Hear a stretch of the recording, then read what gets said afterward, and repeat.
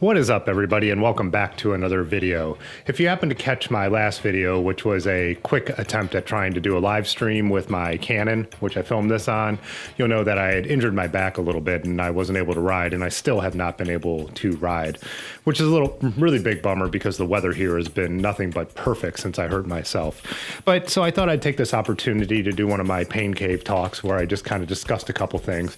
And the two things I wanted to talk about today was this new website, Wandrer.Earth, and then the other thing is the way that we were also riding a lot that kind of ties in probably with why I have been injured, but we'll get to that later. So the first thing is it's a website. It's called Wandrer.Earth, and I'll put the link in the description below if you want to check it out. It's obviously not sponsored. It's just something that my friend Ben discovered, and I just think is really cool.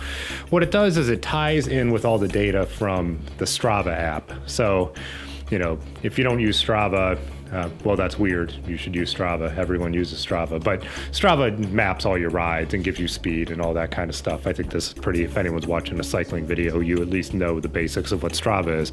So this app is kind of cool. It's supposed to be a game, but I haven't really investigated the gamey part of this website yet. It's not actually a app yet. You know, there is a mobile website that works, but it is a website, and I actually like to look at it on the desktop more than anything.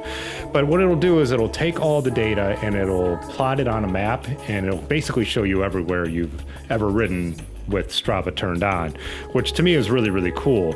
The free version, I believe, shows you like your last 30 rides or something like that, but then for $30 a year, it'll show you all your Strava data.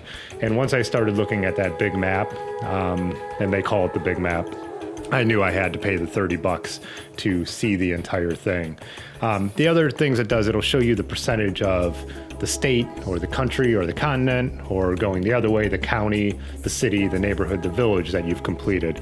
So here, you know, the studio is in Cuyahoga Falls, and it's just really kind of cool to zoom in and see exactly how much of Cuyahoga Falls I've completed. It kind of has me like motivated, you know, when I was still riding could I finish almost all of Cuyahoga Falls? Could I hit every street in this city? And then, you know, do you move on to the county or the neighboring city? That's just kind of a cool thing. And so there's been days where, you know, it's been super windy here. So to get out on a bike path or a long road ride would be fairly miserable in one direction. So I've taken the opportunity to kind of bounce in and out of neighborhoods and all around and just explore new things that I know I haven't filled in on the map yet.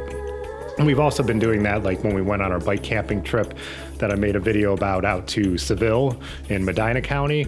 We decided, well, let's take a different route back and, you know, cover different ground on different roads we never had before. So we've just been doing that a lot, and me and Aaron have been like, what climbs haven't we taken out of the Cuyahoga Valley yet? Let's try some new routes in that way. So it's pretty cool to just, you know, motivate yourself to go somewhere different you haven't gone before. When I look at the big map, which is my favorite feature, you know, it's cool to zoom in over here in Pennsylvania and be like, oh yeah, that's when I did the Gap Trail, or here in Ohio, the Ohio to Erie, that full route. You know, there's a trip up in Sandusky in that area, some other little bits of the Ohio trails and stuff like that.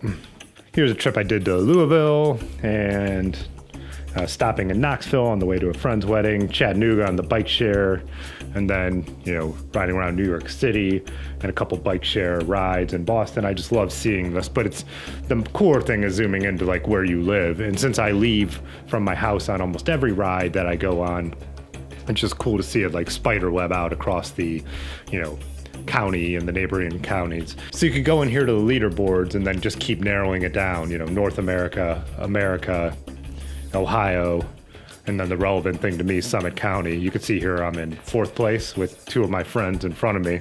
My one friend, Scott, has really gotten into this app. He's been riding new roads like crazy all over the place.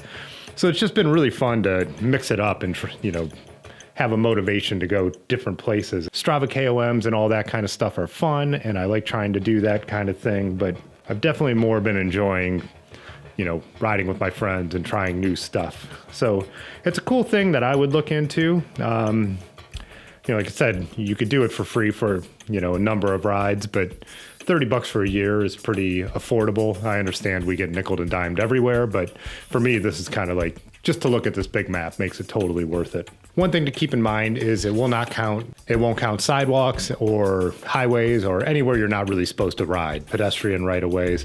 So it is not about like, crazy off-road exploring. It has to be a mapped road, and I believe they use open streets. So that is something to keep in mind. And it's funny because with a lot of the ways we've been riding that I want to talk about also, my route will look like it ends and then just reappears somewhere else. But then you could also dive into here to your individual rides and see how many new miles you rode on each one, and you can see the red and blue color coded for new miles versus old miles. And you only get credit in one direction for new miles on it. But yeah, like getting back then to the other point that I was going to make is this: me and my friends have really been stretching ourselves to find new places to ride, these new off-road sections or old abandoned places.